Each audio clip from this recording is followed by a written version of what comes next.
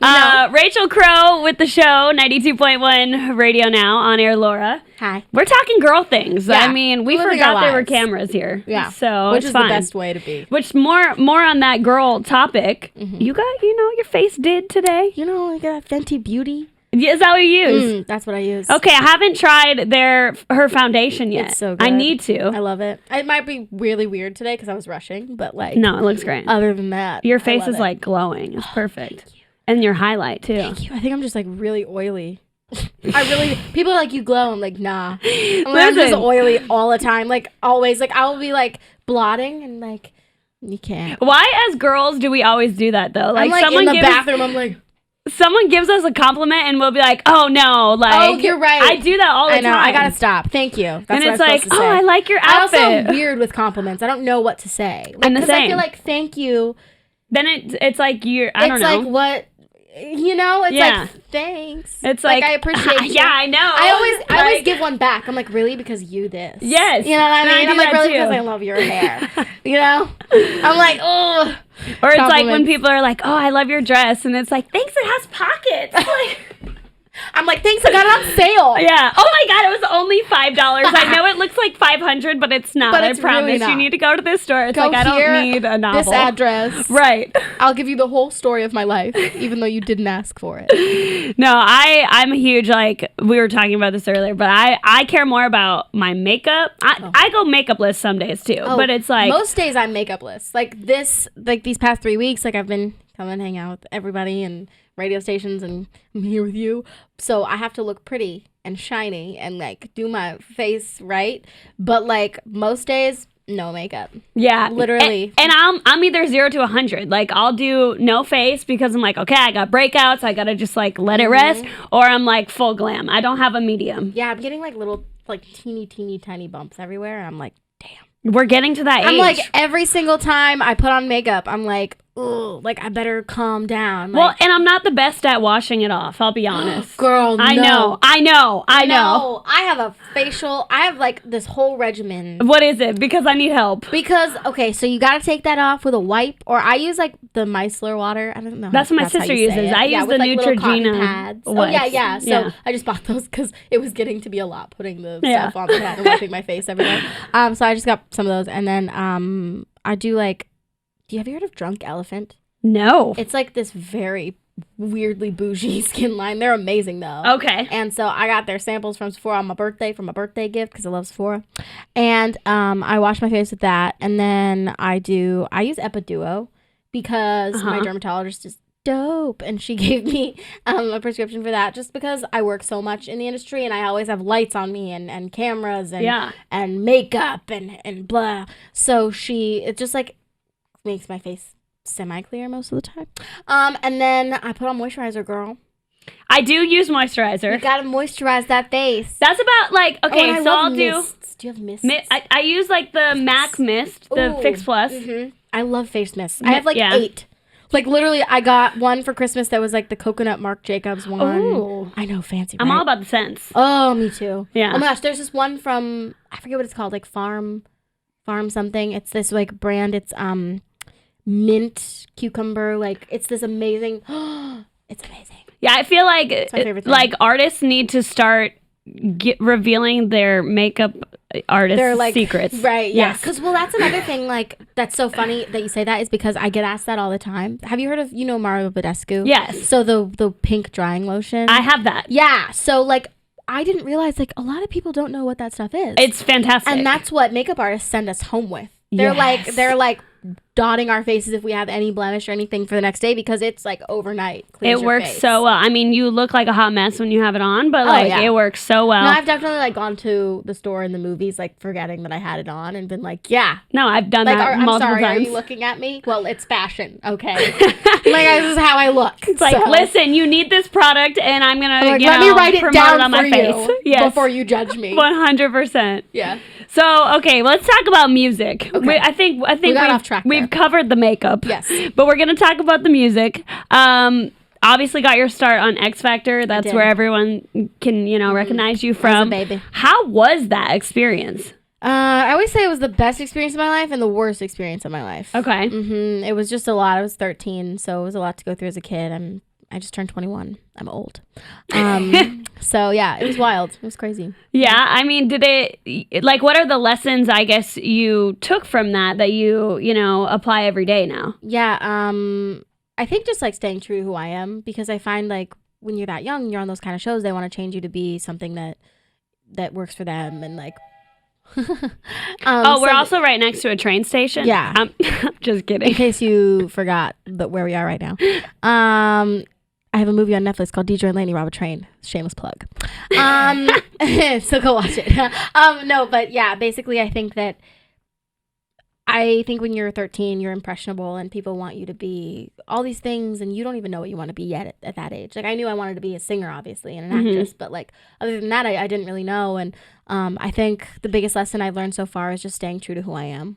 Yeah. So what advice would you have for, younger teenage girls who, want to either make it on YouTube or make it on a show similar to X Factor? I mean, there's so many music shows out there now. Yeah.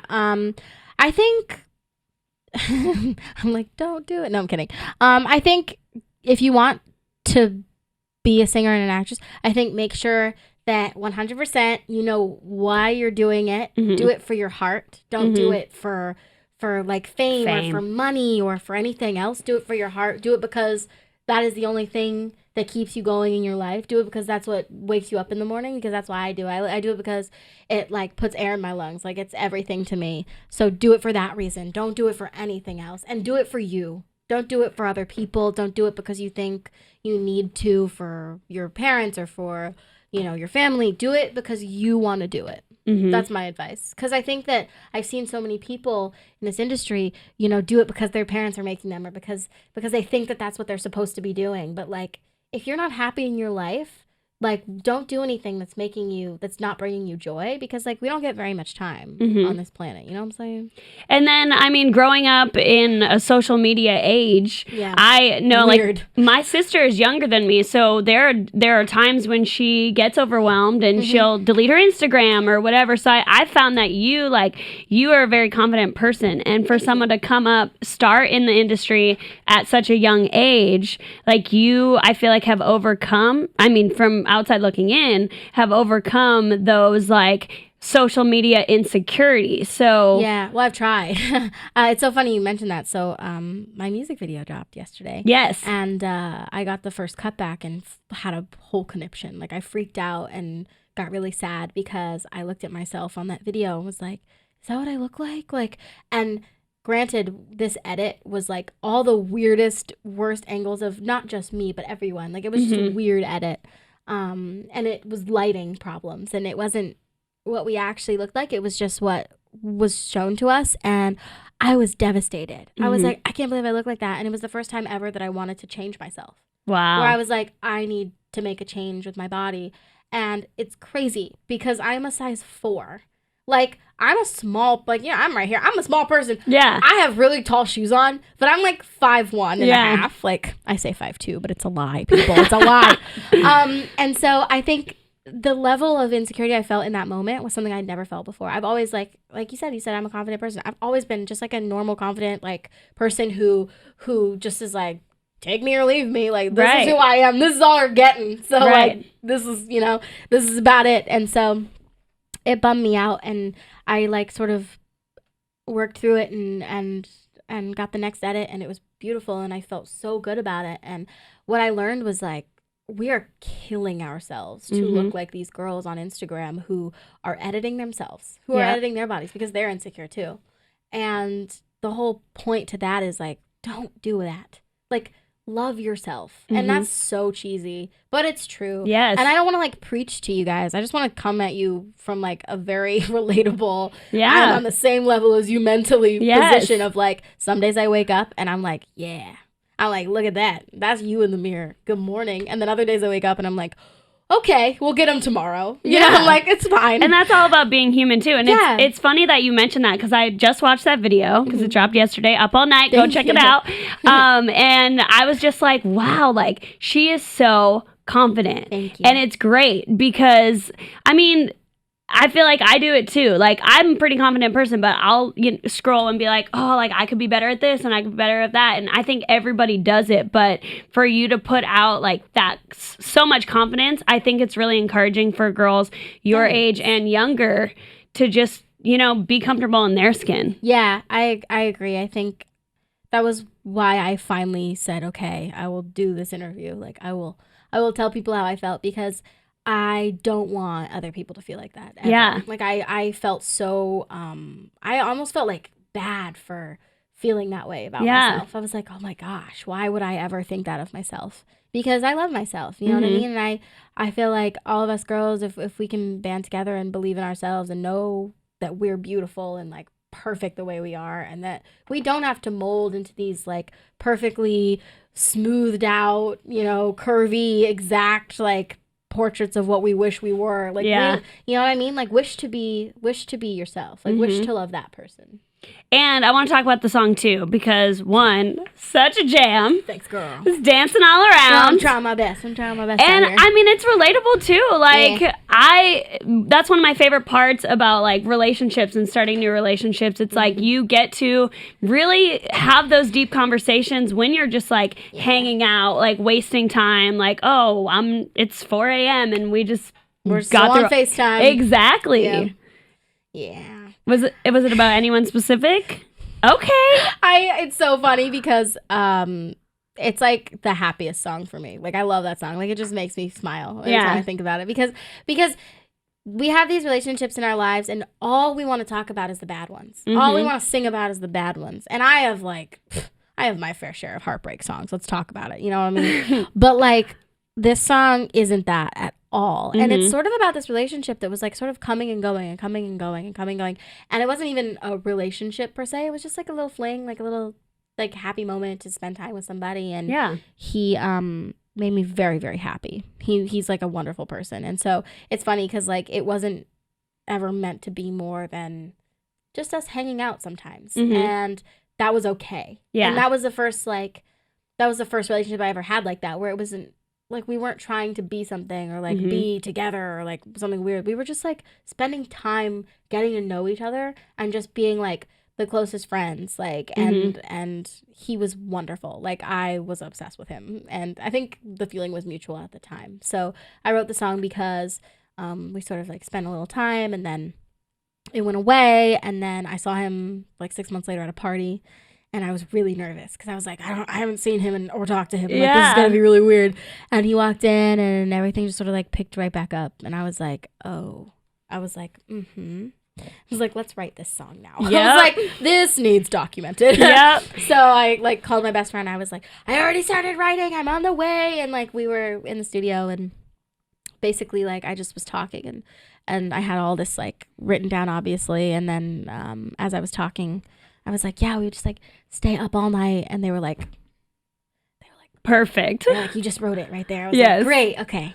Well, and I think it's a good reminder for people too. It's like, live in the moment, like don't overthink it. Yeah. It's just you're happy. Just be happy in the moment. You don't know what's going to happen, and just go with it. Yeah, it was a really good experience for me. And like, I still see him sometimes and like talk to him, and he's a very sweet person. And it didn't quite pick back up anymore, but like, it's a moment of your life. Yeah, I'm happy to have those memories and happy to know him and like everything. So and that's great. That's a good way to look at it. I feel like if he reads any interview, he's gonna be like, she wrote a song about me. He'll be flattered. I did not tell him. My friends and family tried to joke with me. He came over and to my house like sort of recently, and they were like, we're gonna tell him. And I was like, oh. I was like, I'm gonna get you. Well, don't you dare. I was like, Do you think he has any idea now? If he read my nylon interview yesterday, then yes. Yeah. But if he didn't, nope. Probably not. Is he the type of person that would tell you though and like ask? Yeah. Oh yeah. Okay, so it's coming. He's so funny. He's very cute. He would be like, I know you wrote that about me. Yeah, I bet he likes it. That's literally what he would do. He would be like, I heard your song. That's what he would do. Yeah. I'd be like, ugh, I'm sorry. And then we're gonna wrap up with you have a show. You did a little shameless plug there, so let's talk about the show. That was a different, like totally separate thing. I was you're actually good. Speaking of trains, my show actually is called Schooled. It's on ABC on Wednesdays at 8:30. I love that show. I'm very proud of that show. I think it's really funny. Yeah, you've done some acting, through your career. What would you say you like better, or are they just two different worlds? Yeah, they're two different worlds. I singing is like my number one thing. Like being an artist, I love that. I love it. I love making music and making music videos and like everything to do with it and produce it. Like I love it all. But acting is a different world because it's something that I continuously am learning and getting better at. I feel like with music, because it comes naturally to me, I feel like I'm just a musical person and like constantly I'm writing things in my head and writing things in my notes and humming melodies that I'm recording. And that's just something that always has come so naturally. But acting, when I have to sit down and really like become these characters for people who are writing them, who want me to be what they have sort of pictured in their head, like that gets difficult. Right. That gets really hard. So it's very interesting for me to learn about it and sort of like make myself into a different person. It's a challenge. It's a big challenge for me. So it's fun. And what's coming up next for you? Hopefully, album. Hopefully an EP. That would be nice. I would love that. I'm such a perfectionist, so I don't know. Hopefully soon though. That would be really fun. Yeah. I don't know. Maybe I've been talking with my team. We have some songs that we're like, maybe this should be a single. Maybe we should drop something else for fun. But yeah, I'm just, I'm going all around the country. I'm just like, boop, boop, sharing boop, boop, your boop, sunshine boop, boop. of a personality. Oh, thank you. For like, real. It's me. And then you gotta hit the stage. I mean, we gotta get you on tour. Yeah, heck yeah. Anybody, if you needed anybody to come on tour with you, I mean, I'll be there. Let me know. There to see it. Just winks into the camera. All the dance moves. Take me on your tour. Yeah, I'm really great at dancing, guys. Hey, honestly, you did pretty well in that video. I'm not gonna lie. I worked really hard. Girls got moves. We only had like 5 days of rehearsal before that. It was great. Yeah, it was wild. I was like, okay. Well, like, and I've got it. There was water too, so I feel like you had to do it all in one take. That was so fun. I wrote that whole thing. I was like, this is what we're gonna do. I love it. That's so cool. It was fun. Well, thanks for chatting. Thanks for having me. Of course. Come here. Oh. Hug it out. Oh. I like hugs. I love hugs.